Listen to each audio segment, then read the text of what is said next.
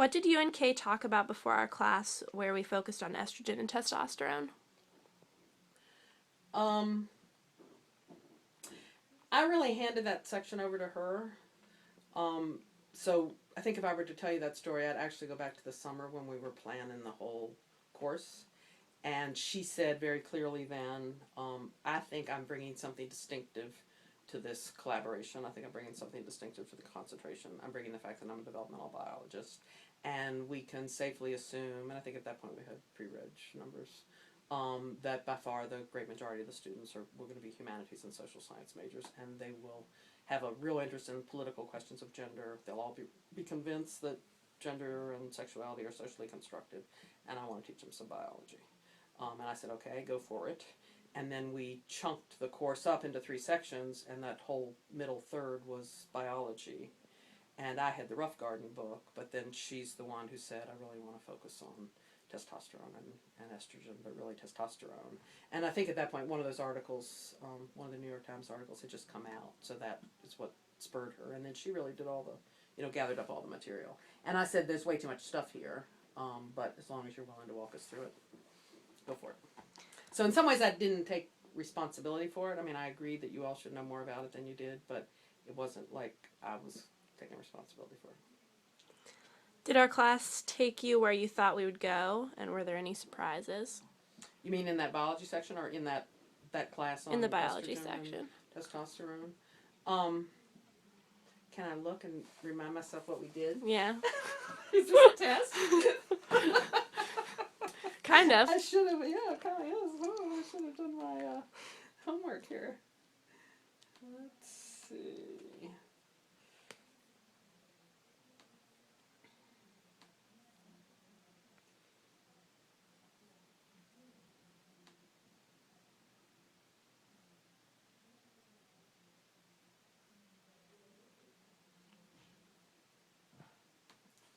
First I gotta figure out which class that was. Alright, so there we go. Alright, yeah. So it was the Sullivan New York Times Magazine article on the he hormone, and then the range of science readings, and then Rough Garden. Oh, and then the second half of that class, I was doing intersex. I was doing this stuff about Katie. Right. Okay.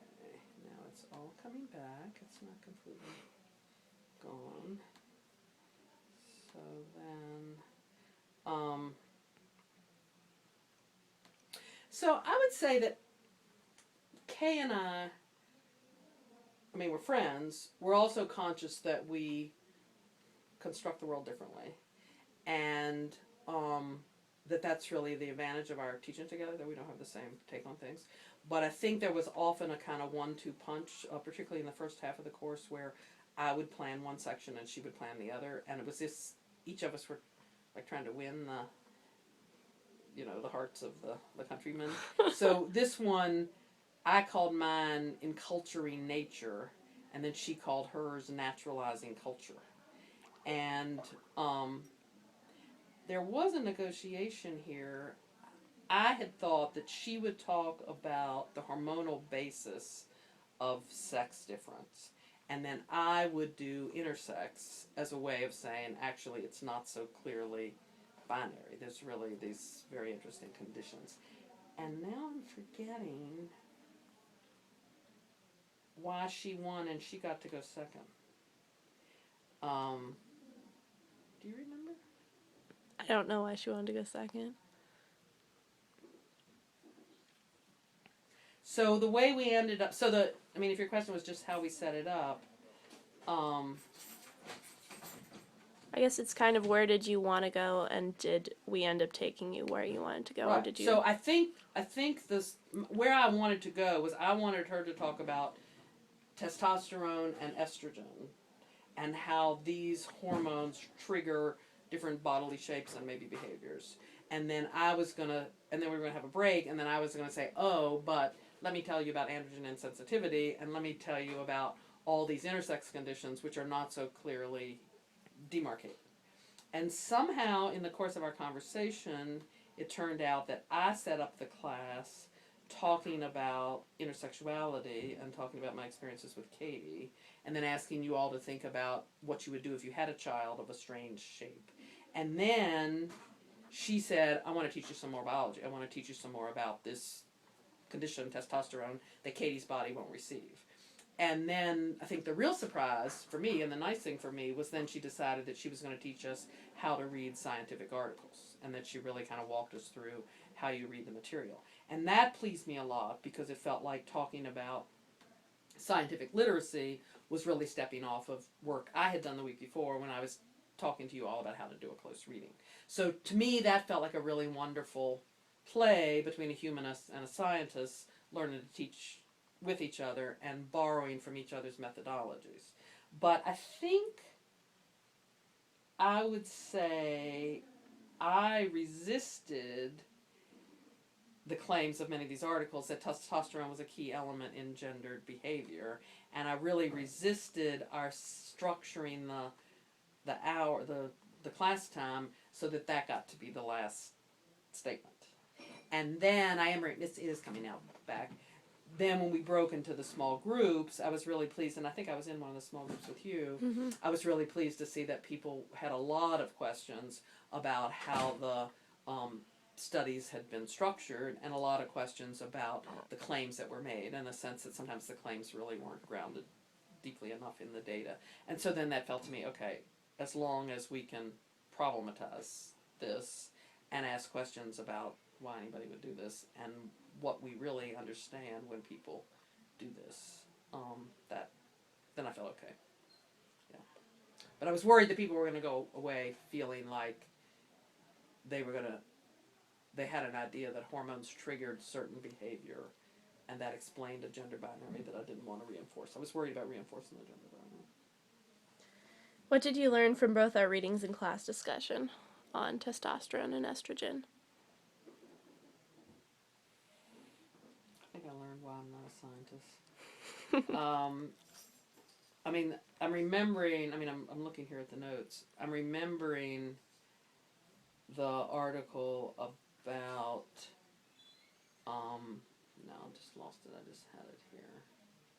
About testosterone making people less trusting. And the article was saying, let me find it.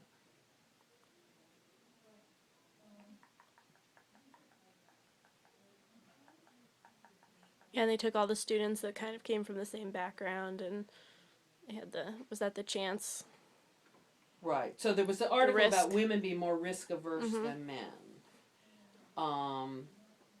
And she took some time to review the basics of regression, and then explain that in statistics, significant doesn't mean important or meaningful. I mean, something can be statistically significant but not important or meaningful. Mm-hmm. And so I thought, so why bother? If it's not important or meaningful, why don't we spend our time talking about stuff that is important and meaningful? And so I think that, the notion that if you set up these scientific studies very carefully and monitor them very carefully, the claim that you can make is really very tiny.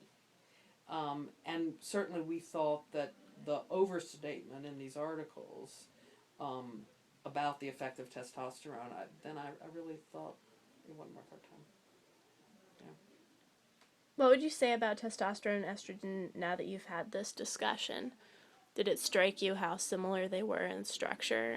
Well, that was certainly a surprise. I mean, I've never taken organic chemistry. The last chemistry class I had was decades before you were born, Rachel. Let's see. It was probably been 1965. Okay? And he wasn't a very good teacher, my high school chemistry teacher. So I have no memory of any of that. And I read the Science Times, but, that's really been the extent of my science education, except for hanging out with people like Paul and Kay. So when she brought in the models, it was fun for me to see them visually, and then it was certainly fun for me to see how very similar they were.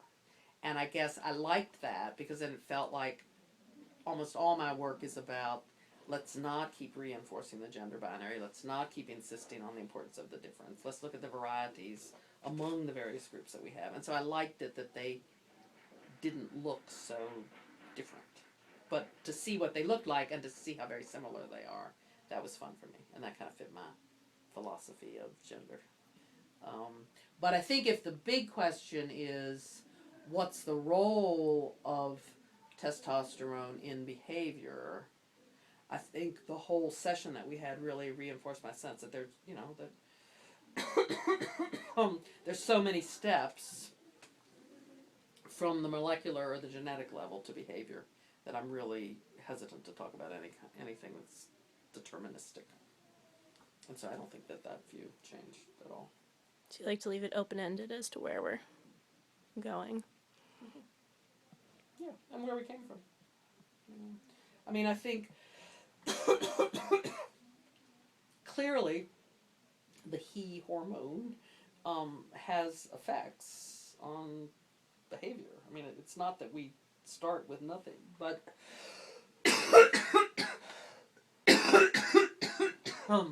it seemed like taking the time that Kay took to help us really break down the way those studies worked and the way the articles reported the outcome of the studies didn't convince me of the explanatory power of testosterone for anything.